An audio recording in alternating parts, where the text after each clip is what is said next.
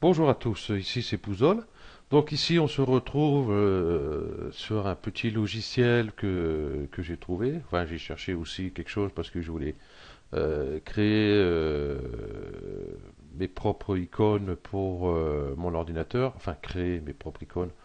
euh, Avoir mes propres icônes que je puisse les changer. Et on peut en créer aussi. Donc si IcoFX. Hein, donc, vous pouvez ici le télécharger sur clubic.com. Hein, donc, vous tapez IcoFX. Hein, ici, c'est 2.12.1. Donc, téléchargez ici. Une fois que vous avez téléchargé, bon, je ne vais pas vous expliquer comment l'installer. Hein, vous avez juste à suivre. Il n'y a pas de souci. Voilà. Euh, Comment j'allais dire ici, il marque pas comme quoi il est gratuit. Donc ici, vous voyez, il y a une version gratuite. Hein, télécharger version gratuite. Ici, le 1.6.4, c'est pareil. Là, c'est pour les 32 bits. Windows 32 bits et 2000 et XP. 2000, il serait temps que le gars change. Hein. OK. Et ici, vous voyez, c'est pour les 64 bits. Hein, tout simplement. OK. Donc ici, bon, il marque justement télécharger gratuit, version gratuite, version gratuite. Bon, on va télécharger, mais il est gratuit 30 jours. L'enregistrement sera désactivé après 30 jours. Donc si vous le prenez pour juste vous créer vos propres icônes, et puis après, bon, on n'en parle plus, hein, vous n'allez pas en créer euh, toute votre vie, à moins que vous voulez créer pas mal d'icônes pour les partager ou ou les vendre hein, si vous voulez. Hein, ça, après, ça, c'est vous qui voyez. Donc voilà. Donc moi, pour 30 jours, bon, j'ai dit, bon, allez, hein, je vais faire mes icônes et puis après, on n'en parle plus. Ou peut-être que je vais voir, ça dépend le prix qu'il coûte, peut-être que je vais le prendre. Hein. Il doit peut-être pas valoir trop cher. Voilà. Ok.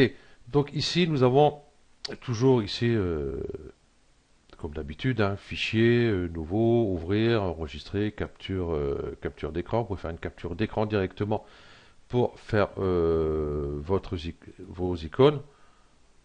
Hein, par exemple, je vais prendre la tête de la nana ici.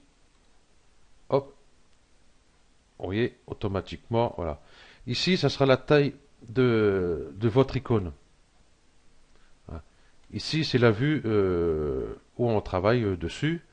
Vous voyez, là, il est à 200%. Je peux le mettre à 100%. Voilà. OK. On peut même agrandir beaucoup plus. Hein, ça va assez haut. Hein, regardez ça, jusqu'à à 10 000%. Ça, c'est 10 000%. Chut, là, il y a un petit souci. Donc, moi, je vais mettre à 200%. Ça va très bien. Donc, du coup, voilà, avec rien qu'une image que vous avez pu faire une capture, vous pouvez faire déjà des icônes portables. On va faire un bon. Voilà. Vous pouvez ici, vous avez les sélections rectangulaires, la baguette magique, recadrage, déplacer, ainsi de suite, pinceau, voilà, voilà, voilà. Donc ici, je prends l'outil texte tout simplement, et puis je vais mettre mon texte. Ici, je vais choisir une couleur, peut-être, je vais prendre le blanc, allez, hop, ok. Et puis je vais taper mon texte. Je peux taper mon texte ici ou là, hein, c'est pareil. Donc voilà, Pouzol. Donc la taille, je vais changer à 10, je vais mettre à 30. Ici, après, je peux la déplacer. Voilà, comme ceci. Bon, c'est vrai que sur une icône de 256 sur 256, hein, vous faites, vous notez comme moi, Pouzol ici. Après, sur l'icône, vous ne le verrez plus. Hein. Donc, voilà, le mieux, c'est mettre Par exemple, une première lettre ou n'importe quoi qui vous fait penser à quelque chose. Voilà. Ok. Bon, vous avez quand même ici l'outil dégradé. Non, c'est l'outil rectangle. L'outil dégradé est là, ici. Par défaut, il est sur remplir pot de peinture. Et vous voyez, c'est comme sur Photoshop.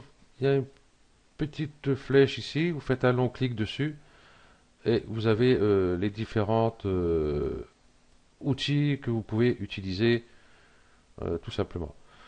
Ok. Ici, j'ai pris l'outil peinture. Donc ici, ben, vous voyez, j'ai les couleurs ici et ici. Ici, ce qui est bien, c'est qu'il y a un masque ici. Hein.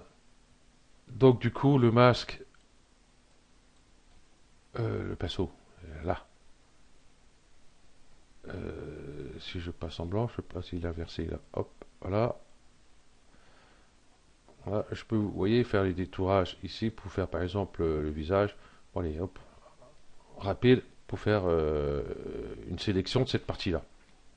Hein, c'est comme Photoshop, tout ça, donc c'est pareil. Donc, édition, j'aurais dû penser à regarder où il était.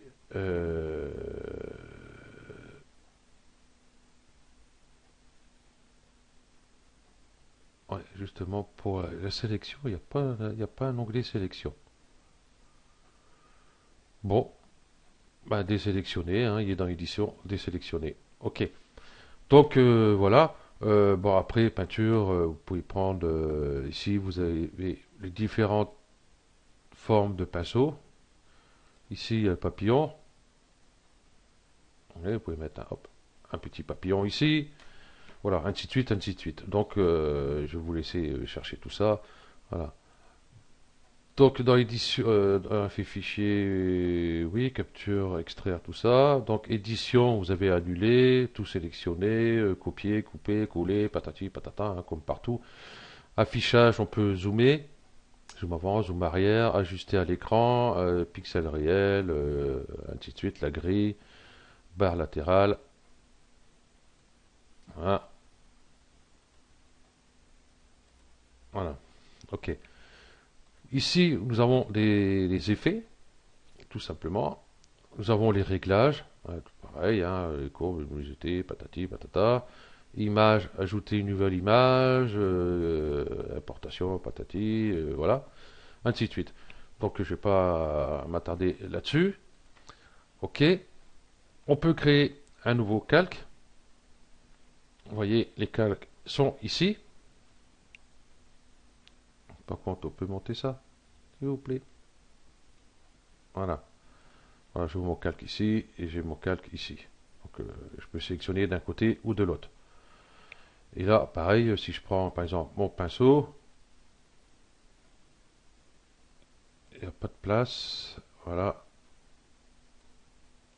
Voilà. Ok. Et là, je vais mettre un petit osio.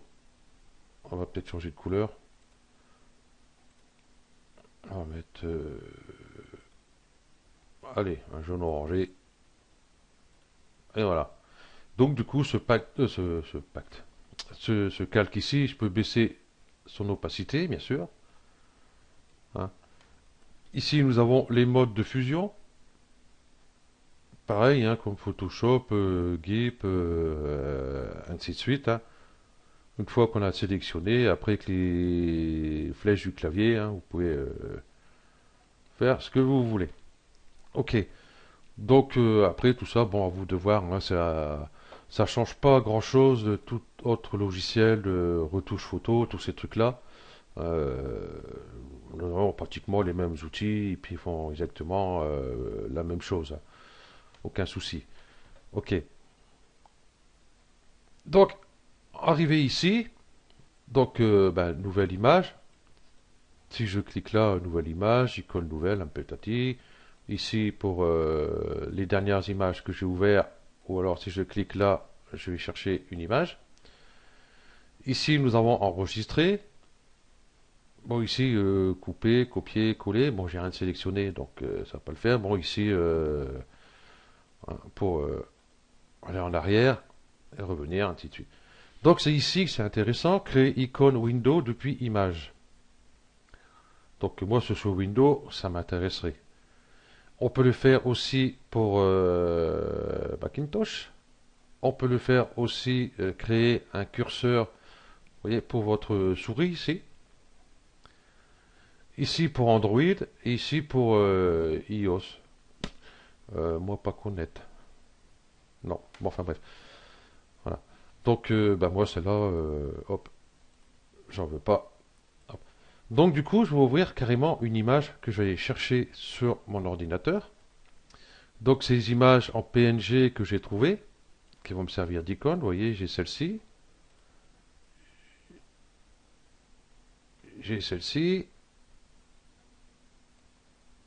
et j'ai celle-ci. Donc, elles sont en PNG, donc je vais prendre celle-ci. Donc, je vais double-cliquer hein, sur ouvrir. Ici, ouvrir comme une image. Non, bah, moi, je préfère créer icône depuis image. Ici, vous avez créer curseur depuis image, créer curseur animé depuis image, ainsi de suite. Donc, moi, je vais plutôt faire une icône. Voilà. Bon, ici, vous voyez, pixelisé, c'est normal, il est à 800%. Donc, je vais la mettre plutôt 100%. Voilà sa taille réelle. Donc, on peut toujours augmenter cette taille. Hein. Voilà, là, il y a 200. Là, il y a 100. Donc, voilà, j'ai pris celle-ci. Voilà, nous avons celle-ci. Voilà, nous avons celle-ci. Vous voyez, déjà, il a à 1000%. Si je fais à 100%, c'est mini rikiki. Donc, je vais prendre plutôt celle-ci, qui m'intéresse beaucoup plus en 256 par 256. Ok, une fois que c'est fait, hein, qu'on est content de la taille de son image, hein, ici on voit la taille, on voit qu'elle prend bien les proportions de tout notre calque pratiquement. Donc comme c'est Windows, je vais créer une icône Windows depuis image. Donc je clique dessus. Ici je laisse tout par défaut. Hein, j'ai fait les essais et tout, ça marche très bien. Donc personnellement, j'y touche pas. Donc je vais faire OK. Donc voici mon icône. Je vais remettre à 100%. Voilà. Donc là, elle n'est pas enregistrée encore. Hein. On a créé l'image en point ICO, tout simplement. Donc maintenant, on va l'enregistrer. Fichier, enregistrer sous. Euh, ok, je vais l'appeler. Allez, livre. Ouais, allez hop. Vous voyez, ici, ce sera icône window point .ico. Donc je vais enregistrer. Et voilà, tout simplement, c'est fait. Il est là. Hein, celui-là, c'est celui-là que j'avais utilisé, donc j'ai plus besoin, je peux le supprimer, hein, pas de souci. Hein, vous voyez, j'en ai encore un autre ici, j'ai encore un autre ici. Voilà. Donc l'icône qu'on a créée ici, donc on va pas le laisser traîner sur le bureau. Bon, moi je le rangerai après. Je créerai directement un dossier dans mon disque dur C. Hein, et puis je le rangerai, je pense, dans Programme ou je créerai un autre dossier, je verrai. Ok. Donc du coup ici, nous avons un nouveau dossier. Donc je vais faire clic droit, propriété. Ça, tout le monde, je pense qu'ils savent vous savez tous le faire. Hein. Donc personnaliser, changer d'icône. Donc nous ici, bon c'est vrai qu'il y a pas mal déjà d'icônes, mais moi cela m'intéresse pas du tout. Voilà. Donc je vais faire parcourir ici. Donc je vais chercher, là ils sont dans le bureau, ben, ça tombe bien, c'est le bureau qui est ouvert ici.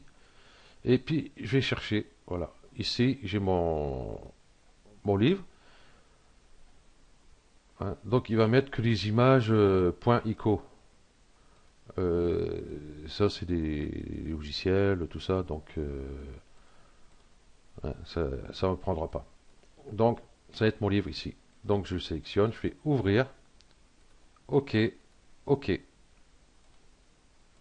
Et vous voyez, ici j'ai bien mon icône de créer. Bon, je dois peut-être plus la faire plus grande, mais non, je crois que non, j'ai mis petite icône sur le truc, donc ça servira à rien. Donc voilà, j'ai ici mon icône. On va le mettre beaucoup vaut mieux ici. Voilà. Ok. Donc c'est pareil, hein, on peut faire avec une autre ici. Hein, je vais prendre l'autre, hein, fichier, ouvrir. Je vais prendre celui-là, par exemple. Créer icône. Voilà. Ok. Donc là, il y a 800%. Je vais mettre à 100%. 100%, 100%. Voilà. Ok. Donc ben là, comme il y en a en PNG déjà, c'est ce qu'il faut rechercher hein, sur Google Images. Hein, vous cherchez des images pour faire des icônes, des trucs comme ça. Hein, vaut mieux que ça soit en transparence, hein, surtout pour ça, ici, hein, pas avoir un carré blanc autour, moins que vous voulez avec un carré blanc, tout simplement. Donc du coup, hop, j'ai créé mon icône. Donc, OK. Fichier enregistré sous. Et puis, je vais l'appeler ouais, dossier, tout simplement. Voilà. Donc du coup, là, c'est fait. Du coup, celui-là, on n'a plus besoin. Bon, il est bien là pour l'instant. Voilà. Donc j'ai créé euh, un nouveau dossier. Ici, propriété, toujours pareil, personnaliser, changer d'icône, parcourir, je suis le bureau. Voilà, je vais prendre dossier. OK, OK. Et voilà, j'ai fait ici un autre icône pour mes dossiers qui sont quand même beaucoup plus sympas que ça. Voilà, moi je préfère avoir ça que ça. Voilà, tout simplement.